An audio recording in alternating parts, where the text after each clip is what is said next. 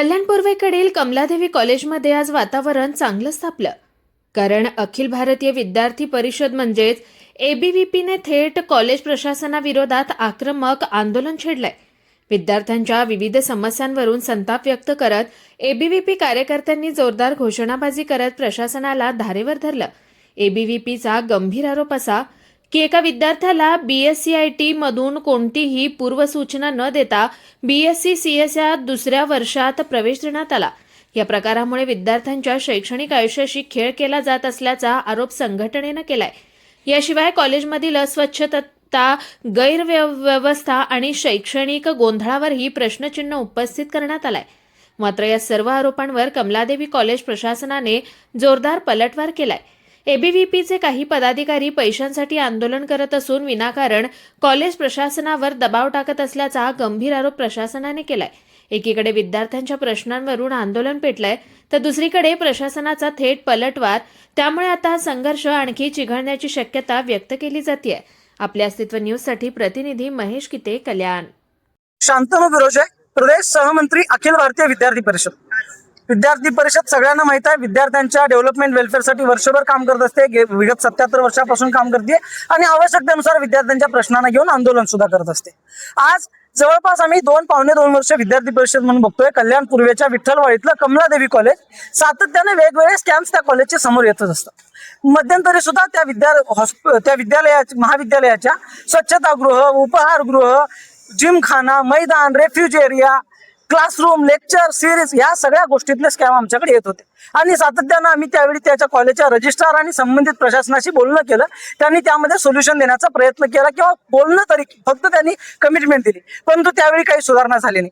त्यानंतर वारंवार आम्ही गेलो आणि अंततः आम्ही 7 नोव्हेंबर 2025 जवळपास 3 महिन्यापूर्वी 4 महिन्यापूर्वी महाविद्यालयाला एक निवेदन सुद्धा दिलेलं होतं.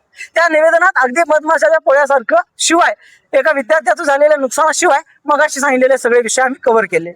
त्याही वेळी काहीच त्यांनी सोल्युशन दिलं नाही. म्हणून अंततः आज आम्हाला अखिल भारतीय विद्यार्थी परिषदेला त्यांच्याकडनं अपेक्षा शिल्लक राहिल्या नाहीत, म्हणून त्यांचं अस्तित्वच आमच्यासाठी नाही, म्हणून बोंबठोक निदर्शनं करावी लागली, बोंबठोक एक प्रकारे आंदोलन करावं लागले. आज आयुष ओमप्रकाश बरई नावाचा विद्यार्थी आहे. त्या विद्यार्थ्याला 2023-24 शैक्षणिक वर्षामध्ये BSc-IT ला ऍडमिशन मिळालं त्यावेळेच्या एलिजिबिलिटी क्रायटेरियानुसार. परंतु थोड्या दिवसानंतर कॉलेजनं पालकांची आणि त्यांच्या स्वतः विद्यार्थ्याच्या कन्व्हिनियन्स शिवाय त्या कॅम्पसमध्ये त्यांनी BSc-CS ला अधिकच्या पैशांसाठी एक सीट भर केली आणि त्या विद्यार्थ्याला BSc-CS ला ऍडमिशन दिलं. त्याला इव्हन घटक चाचणी सुद्धा मॅनेज करण्याचं आश्वासन दिलं आणि येणाऱ्या काळातल्या सगळ्या गोष्टी त्याच्या व्यवस्थित चालतील याचं त्यांनी आश्वासन दिलं. आणि आज ज्यावेळी 2 वर्ष होत आहेत, 1.5 वर्ष होत आहेत, त्यावेळी त्या विद्यार्थ्याला विद्यापीठाने ज्यावेळी सांगितलं की तो नॉट एलिजिबल आहे, त्यावेळी त्यांनी कॉलेजने त्याला आता अक्षरशः मजबूर केलेला आहे. ह्या अकॅडमिक इयरसाठी त्यानं BCom ला ऍडमिशन घेतलं, दुसऱ्या कॉलेजमध्ये घेतलं.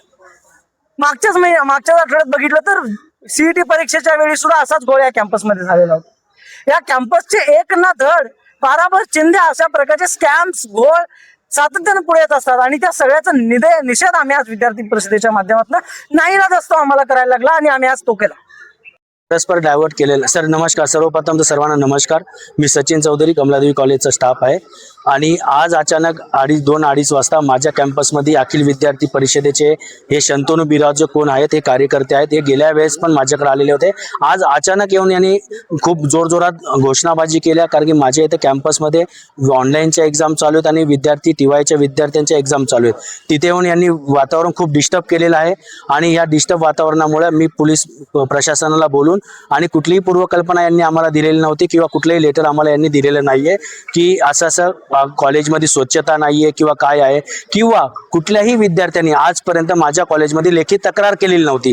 पण मग हे दरवेळेस हे माझ्याकडे गेल्या वेळेस नोव्हेंबर महिन्यामध्ये पण आलेले, त्यावेळेस पण त्यांनी हे असंच लेटर दिलेलं आहे. साहेब, हे लेटर दिल्याच्या नंतर या लेटरमध्ये आम्ही त्यांना दरवेळेस विचारतो की बाबा काय कुठल्या प्रकारचं, माझ्या कुठल्याही एका विद्यार्थ्यांनी ॲप्लिकेशन केलं नव्हतं किंवा काही नाही. हे दरवेळेस येतात.